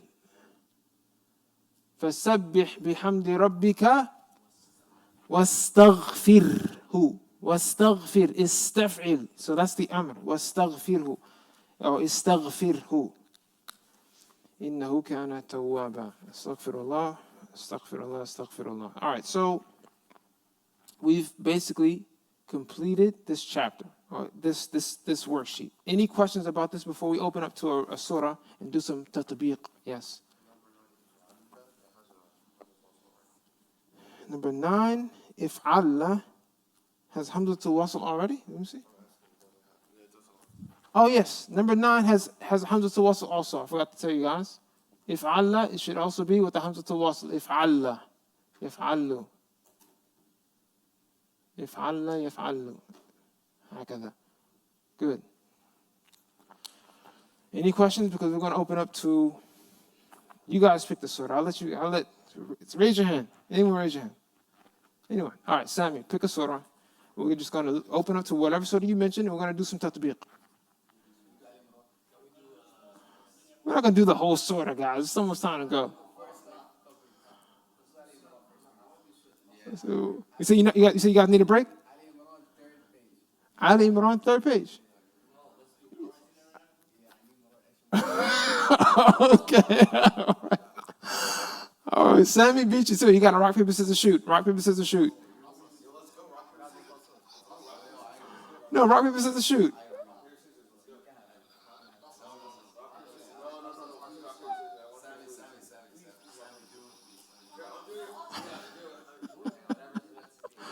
Best out of 3. Yeah.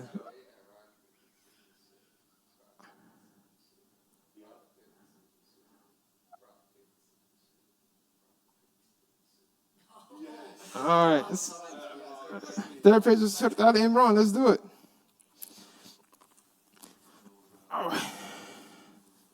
But what are we doing, guys? We're just going to look for verbs that appear, and then we're going to try to figure out what form they're on. Is it ism fa'al, ism maf'ul? We're going to try to go from nouns back to verbs, from verbs back to nouns. We're going to go back and forth. Nouns to verbs, verbs to nouns. We're going to figure out what are the root letters. I might ask you any question.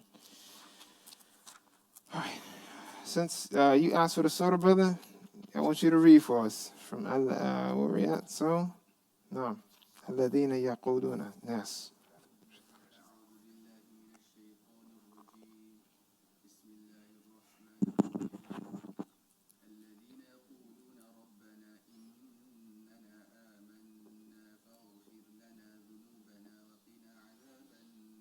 Allahu Akbar. All right. So, يقولون.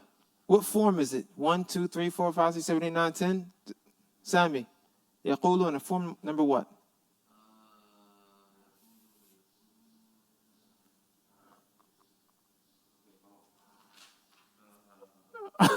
Yasser wants to steal the question from you. Yes, Yasser. Scale 1, مضارع. قال يقولون أنتم. It's all good. No, hey, don't overthink it. Everyone, يقولون is from what, everyone? Form number 1. مضارع for whom. I'm sorry, for whom.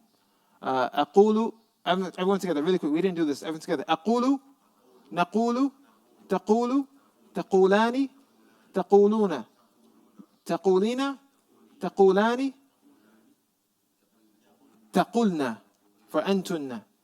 يقول, يقولان, يقولون. Here we have يقولون. Last one. تقول for أنت, for here. تقولان. What's the last one? يقولنا. MashaAllah. Yasser is ready to teach. He's ready to teach. The next verb we have is آمنا. Hamid. آمنا from form number 1, 2, 3, 4, 5, 6. What? آمنا.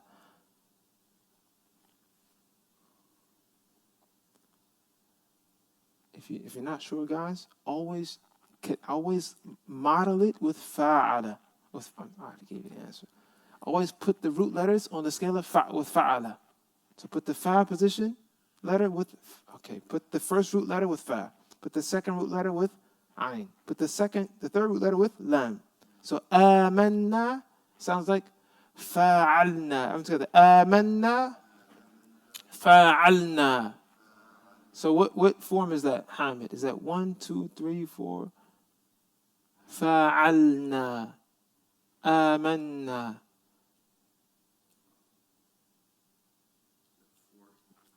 Okay, 4, close. It's scale number 3. So آمَنَّا. Wait. You're right. Oh my goodness. You're right. I'm sorry, Hamid. You're right. آمَنَّا is on the scale of أفعل. Yes, yeah, because the two hamzas got changed into an alif maddiya. Okay. Yes, you're right. آمَنَ يُؤْمِنُ إِيمَانًا. You're so right. I'm sorry about that. You're right.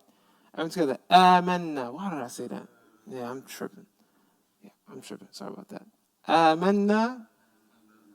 Yeah, I'm sorry about that. Anyway, yes, you're right. Scale number 4. Beautiful. All right. So, آمَنَّا. Good. The next one. فَغْفِرْ. All right. So the asl of فَغْفِرْ is إِغْفِرْ. إِغْفِرْ. From what scale? Siddiq. إِغْفِرْ. Is it Madi, Mudari, or Amr? إِغْفِرْ. It is Amr from scale number 1, 2, 3, 4, 5, 6, 7, 8, 9, or 10. You can use the chart. إِغْفِرْ. With the Hamzatul Wasl in the beginning.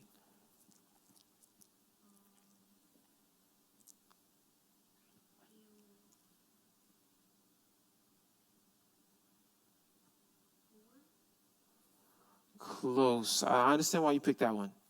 But 4 would say أغفر. It always has a fatha on the Amr. For scale number 4, the Amr always has a fatha. But this one says إغفر. So it has to be scale number what, everyone? Scale number 1. إفعل. Or إفعل. إفعل. From غفر يغفر غفرانا ومغفرة غافر مغفور. And the Amr is إغفر. All right, next one. وقنا. قنا. قنا. We already talked about the verb or the amr. قي. قنا means what? قي means protect. قنا means save us. But when we say to Allah, قنا, are we commanding Allah or are we making dua? Dua. So the scholars of grammar, they will call at least in the book Al-Ajrumiyah, I know some of you guys are looking at Ajrumiyah with Sheikh Imran. The amr is called al-amr wa du'a. Like sometimes the command and the prohibition will be called the verb of commanding and dua, or it might be called the verb of prohibition and dua. Why? Because we can't command or prohibit Allah. We say command form verbs is basically dua. All right, when it comes to our relationship with Allah. Anyway, وَقِينَ عَذَابَ النَّارِ. All right, the next ayah. Let me have someone read the second ayah. Qi, it comes from what? Yeah, number 1. Waqa yaqi. And then it becomes qi when you do that, when you turn into the amr. And inshallah, that will be covered. If you want to understand how qi came from yaqi, then that will be covered more in Ajurmiyah. So if you're studying with Ajurmiyah, I can explain it, but the point is that has to do with the states of words. Arabic words have different states. They could be marfu', it could be mansub, it could be majzoom, it could be majroor. So I'll save some of that stuff for Sheikh Imran. I don't want to, give you guys everything. I wanted to save something for him. But if you guys want to, we can talk a little bit more, maybe in the last class, about how places where morphology and grammar have to overlap. Not that they can, but they have to overlap in certain things. All right, the next ayah. Who would like to read the next ayah? This is a good example. Who? All right, let's do it. Go ahead. As-sabirina.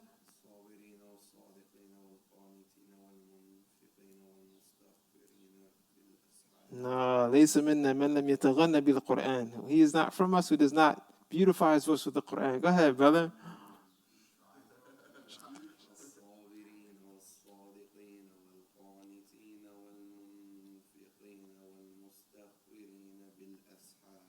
Excellent. All right, so as-sabirina. Can you guys tell me what verb it comes from? Sabara. Yes. Verb form number what? 1. And what are we actually looking at when we see sabirina? Are we looking at malin, mudari, masdar, ism fa'al, ism maf'ul, amr? What are we looking at? We're looking at ism what? Ism fa'al. Can you guys see it? So if I were to get rid of the ina, it would just be what, everyone? Sabir, right? Just like what? Siddiq, just like fa'il, right? Just like fa'il. You with me? I'm together. Sabir, fa'il. All right, the next one. As-sadiqina. What verb does it come from? Sadaqa yasduqu. All right, you with me? Sadaqa yasduqu. Sidqan. Fahuwa sadiq. Fahuwa sadiq. And the thing that is considered sadiq is masduq. Anyway, all right, the next one. Wal qanitina. What verb does it come from? Qanata yaqnutu. Qunutan. Fahuwa qanitun. Good. Wal munfiqina. What verbs? Okay, what verb scale does munfiqina come from? Say again. Anfaqa. What verb form is it? 1, 2, 3, 4, 5, 6, 7. Anfaqa. Look at the board, or you just your chart. Anfaqa. Yunfiq. Munfiq. 4. Everything together. Anfaqa. Yunfiqu. What's the masdar? Infaqan. Fahuwa munfiqun. And then you can say munfaqun for ism maf'ul. And the amr is, it's always going to be hamzatul qata for the amr. Anfiq fi sabilillah. What's an ayah where Allah says anfiq, the amr? Wa'anfiq. Say it again.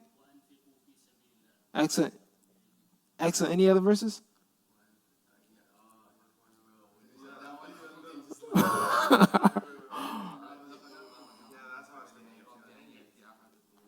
Excellent. So the point is, you guys need to be able to recognize what is a fi'l amr. Now you guys can understand how to see the fi'l amr from verb scale number 4. So it's never going to be hamzatul wasl. Always going to be hamzatul qata with the fatha. Anyway, the next one. Wal mustaghfirina. What verb form is it from? It comes from verb form number 10. You got it, Siddiq? Not really? Still, okay? All right, no worries. Your brother's going to bug you about it, inshallah ta'ala. All right, again, everyone, al-mustaghfirina. All right, let me ask you this, Siddiq. If I got rid of the ina from al-mustaghfirina, how would it sound? If I just took rid of the ina, the ya and the noon, how would you say the word? Mustaghfir. And that's from verb form number what? Say it with everyone say it with me. Mustaf'il. Mustaghfir. You see how it overlaps? All right, got it. All right, the next one. The next ayah. I feel like I'm keeping you guys hostage now. All right, we can, if you guys want to, we can stop. If you guys want to continue until you like at least get through half of the page, we can keep going. If you want to do the whole page, just raise your hand. All right, 1, 2. Who wants to? Huh? You want to do half? Okay, tell you. All right, let's go. All right. The next ayah. Who would like to read the next ayah? Siddiq. Aleph, go ahead.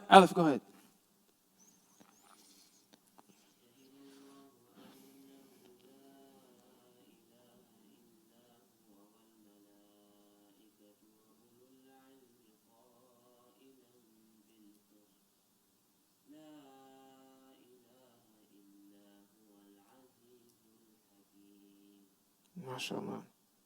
All right, verb. Guys, we have shahida. It's from what verb form? Shahida from verb scale number 1. Shahida, what's the mudari'? Huh? Ashhad. Yashhadu. Everything together. Shahida, yashhadu. Okay, so shahida, yashhadu comes from what? Is it fa'ula? Yaf'ulu? What is it? Shahida, yashhadu. Who can say it with fa'ula? Fa'ila yaf'alu. Everyone together. Shahida yashhadu. Fa'ila yaf'alu. Like alima ya'lamu. You with me? Now, I remember when I first started learning Arabic in like my second semester, my third semester, I asked my teacher, he was Syrian. I'll say his name. Professor As-Siyadi, right? I asked him, like, how do you guys read books that have no vowels, right? Like, I don't understand that. How? Because it was so, like, it just seemed so perplexing at that time. He said, once you understand Arabic, the vowels become annoying, right? Like, he's not talking about Quran. He's talking about, like, newspapers and stuff like that. Like, it becomes like, it's almost like maybe somebody's babying you because you know this, right? Maybe you know it the same way we know English by heart, right? So, or you can just feel it when something's off. So, the reason I say that is, imagine this Quran had no vowels on it, right? You would have to look it up and figure out, how do I say this verb? Is it shahada, shahuda, or shahida? You'd have to look it up in the dictionary. It's going to tell you.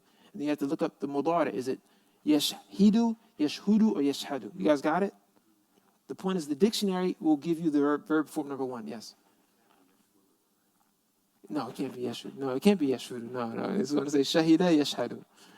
Yeah, and then you have to memorize what's the masdar? Shahada. Right? The masdar is what? Shahadatan, with the ta marbuta at the end. Right? Anyway. Ooh, the ism fa'al is shahid. And the thing that is, the ism maf'ul is mashhud. Wa shahidun wa mashhud. Right? So that verse gives you, if you guys ever say, I can't remember my morphology, just think about that ayah, right? Because it gives you the ism fa'il for form 1, and it gives you the ism maf'ul. Wa shahidin wa mashhud. All right, so, okay, what else do we have here? All right, okay. Okay. Yeah, so shaheed is on a scale of fa'il. So put it to you like this. Someone who is rahim is merciful, but it's like temporary. I could be like merciful for, I guess, some time. But then like after that, I'm like a brute, right? Brutal, right? But if a person is rahim, that's a quality that's like always with them. You with me? So that's why we say, like, Inna Allah arhamur rahimin. He's the most merciful of those who show mercy, right?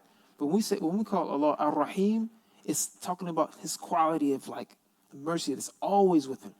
And it's at a greater level too. So it has like both. It's always with him, and it's a high level of it. If that makes sense. So you guys understand? So if you ever hear someone say something that sounds like fa'il versus something that sounds like fa'il, just know that fa'il is usually stronger in meaning. You guys got that? Inshallah. And shaheed is like, it's someone who, he's a shahid, but his shahada is at a higher level. That's why a person who, because when a person dies, fi sabilillah, right, in the path of Allah, you call that person a shahid or shaheed? A shaheed, right? Because their sincerity really shows, they really bore witness of their faith, yes. So when you say arhamur rahimin, I thought arhamu was more like, Superlative. yeah, so arhamu would kind of hold up stronger, you know what I mean, than rahim. Yeah. Oh, I see what you mean from that aspect of, because it's a superlative. Ooh, that's a really nice question. That's a really nice question. It's a very good question. Man, that's a good question, bro. Yeah, because you can't beat a superlative. MashaAllah.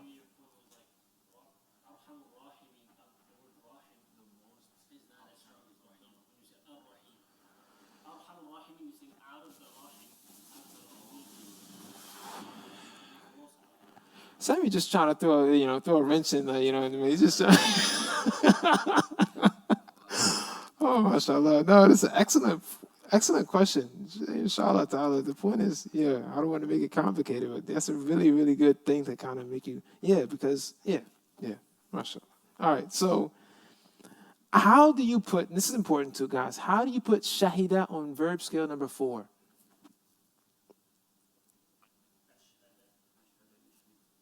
Ashhada, yushhidu. How do you, shahida means he what? He witnessed. So what does ashhada mean? To make someone else bear witness. Well, yushhidu Allah ala ma fi qalbih. So he tries to make Allah bear witness, as to what's inside of his heart. Right? What's another verse where Allah says, Ashhad, وَأَشْهِدُوا ذَوَيْ عَدْلٍ مِنْكُمْ. Right? And call, like basically Allah is ordering us to get وَأَشْهِدُوا ذَوَيْ عَدْلٍ. Get two people who are adl to testify. Ashhidu. You guys with me? From af'il, the amr of scale number 4. All right, let's continue. Shahid Allah, okay. وَأُولُو الْعِلْمِ قَائِمًا بِالْقِسْطِ. قائما comes from the verb قَامَ يَقُومُ. قَامَ بي. Here it's not قَامَ, it's قَامَ بي. There's a difference between قَامَ and قَامَ بي. So if you look it up in the dictionary, قَامَ has a meaning, and then قَامَ بي has a meaning. Anyway, the point is قَائِمٌ صحيح or mu'tal? قَامَ. Just go back to the Mali. قَامَ يَقُومُ. Is that صحيح or mu'tal, guys? Is it strong or is it weak? It's mu'tal. It's mu'tal, right? Look at the board. Is it mithali, ajwaf, or naqis? It is ajwaf. Okay. How do you put qama on scale number 10, Siddiq? Hold on. I'm sorry. Siddiq, because you're the youngest here, I want to give you an opportunity. It's not a big one. But if you can tell me, how do you put qama on scale number 10? This buck is yours. How do you put qama on scale number 10?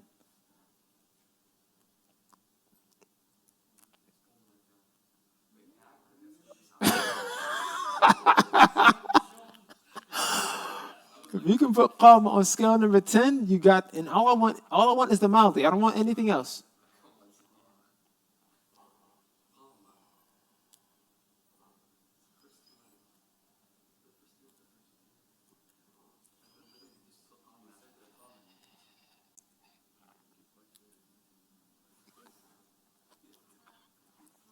Istiqama, you got it, my man. Qama, istiqama. All right, my man. All right. Everyone together. Istiqama. What's the mudari? Yastaqimu. The masdar is istiqamatan with a ta marbuta on it. Qama. I'm sorry. Istiqama. Istiqama. Yes. Istiqama, yastaqimu, and the masdar is istiqamatan with the ta marbuta. Ask me why? That's advanced. It's not that you can't learn it, but the point is, I don't have time to get into that point. The point is, I'm together. Istiqama, yastaqimu, istiqamatan. Istiqamatan. And the person who has istiqama as a quality is called Mustaqim. Ihdina siratal mustaqim. So now you know where mustaqim comes from. It comes from what verb? Qama. Excellent. Excellent. Excellent. And the ism maf'ul will be mustaqam. Mustaqam. And the amr will be istaqim. And together, istaqim. All right. Any questions about that? All right, we have one more verse and then we're done. One more verse and then we're done. All right, who can read the last one?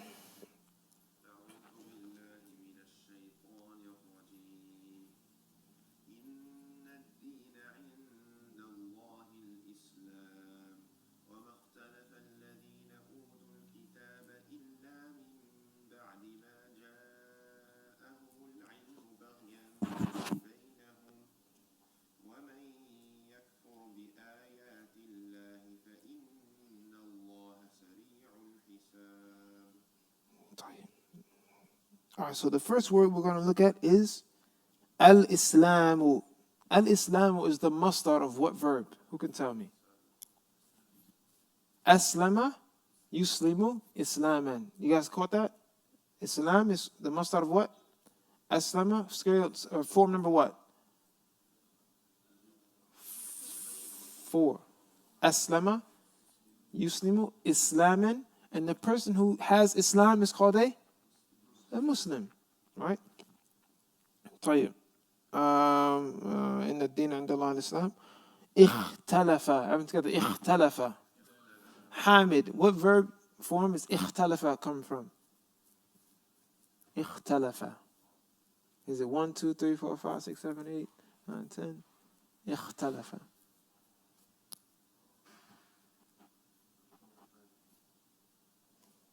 If Sheikh Rashid is coming in, believe me, I'm going to ask him to quiz you guys on this stuff every time you recite to him. Oh, mashallah. Assalamu alaikum. How you doing, man? All right. 7. Excellent. No, not 7. You're close, though. Not 7. If it was 7, it would sound like this. In khalafa. It's not 7. You're close, though.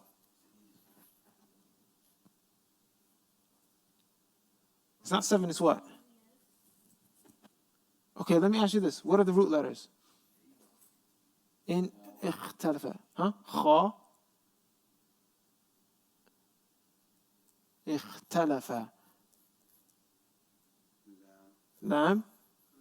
Okay, so if those are the root letters, ikhtalafa, then it has to be from verb form number 8. It's from verb form number 8. Ikhtalafa. Yakhtalifu. What's the masdar? Al-ikhtilaf. What does al-ikhtilaf mean?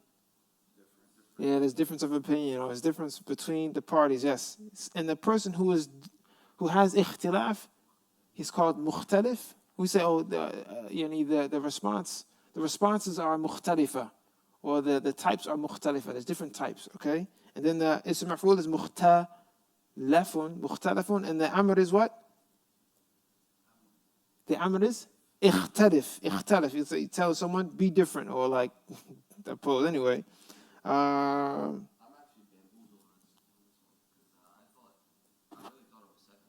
I still think it's 7. There's no noon. What? There's no noon in it. Oh, it needs to have. Yeah, so 7, the huruf ziyada for number 7 are alif and noon. Yeah, 7 comes with alif and noon in the beginning. 7 always comes with what? Alif and noon. It's like part of the package. Okay? As for number 8, it's always like that ta and the alif and the ta. What's your name, brother, that came in? Abdurrahman. Nice to meet you, Abdurrahman. Abu Muhammad. All right, so we're almost done. أوتوا الكتاب إلا من بعد ما جاءهم. جاء يجيء. What's the masdar? Oh, maji'un. The masdar is maji'un. فهو جائن. I'm sorry, ja'in. Yeah, if you stop on it, you say ja'i. I think it would be ja'i. Anyway, the point is, ja'a is from verb form number what? 1. Ja'a, and is it sahih or mu'tal? It's mu'tal, because the middle letter is alif. It's a weak letter in the middle. Yeah, just like sha'a. All right, guys, really quickly. How do you make the command from ja'a yaji'u? How do you make the command from yaji'u? Yes, who said it? Someone said it. All right. Ja'a, I'm just going to ja'a yaji'u with the, like this. Ja'a, I'm just going to ja'a yaji'u. So if I wanted to make the command, I have to do what? I have to get rid of the prefix. So then it becomes what? G, right? But now I'm going to have to change the dhamma to a what? To sukoon. So now we have a problem. I have 2 letters with sukoon followed by each other. So am I going to get rid of the hamza, or am I going to get rid of the yeah? Yeah. So then it becomes, yeah, I don't even know how to write that with the hamza correctly. Yeah, this is writing hamza. Wallahi, I'm not going to lie. We took a whole semester on how to write hamza in a word properly. It has a whole like science of. Yeah, I know. It's called imla. Huh? It's called al-imla, the science of al-imla. I have a book on it. You translate everything. No, dictation. You call it dictation.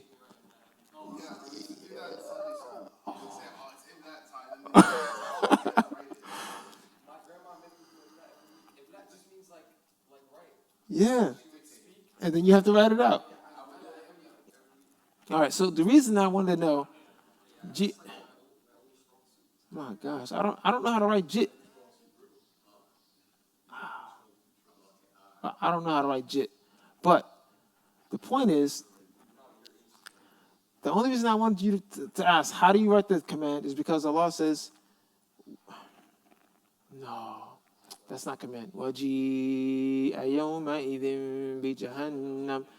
That's not command. That's the passive. Yeah, that's not the command. Anyway, خير. وجاء إلا من بعد ما جاءهم العلم بغيا بينهم. No problem. وَمَنْ يَكْفُرْ. All right, this is the last verb, and then we're done. Yakfur. Who wants to take the last one? Yakfur.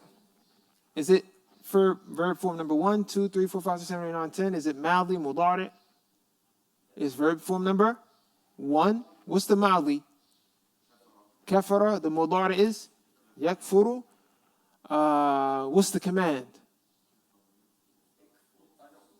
You are close. Huh? Ukfur. That's why Shaitan says what?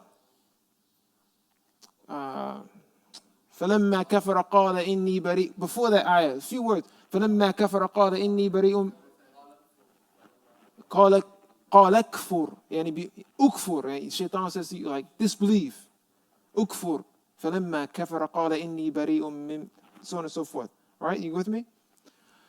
And the person who does kufr is called a kafir. And the thing that is not shown gratitude is called makfurun. Kufran. Kufran. All right, kufr, everyone, it means either disbelief or it can mean, It can mean, the origin, from a dictionary perspective, it means to cover something. Yes, a satr. But a person could be a kafir and not be the kafir that we're thinking. He could be a kafir in terms of he disbelieves in Allah, or he could be the kafir that is ungrateful. He's ungrateful, and Allah knows best. Subhanakallahumma wa bihamdika, nashhadu an la ilaha illa anta, nastaghfiruka wa natubu ilayk. May Allah make us grateful, and may Allah subhanahu wa ta'ala increase us if we are grateful. Ameen. Even though He already promised it. Wa la in shakartum la azidanakum. Alhamdulillahi rabbil alameen. You guys want a test next week? A test. Next week is week 7. Yes. This is 6. We just finished 6. The last day? Prep test. No, we have a quiz week 7.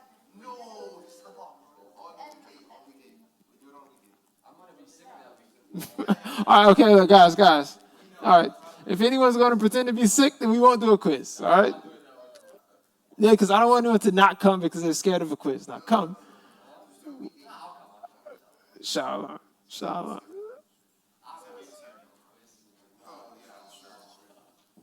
Allah knows best. Alhamdulillah.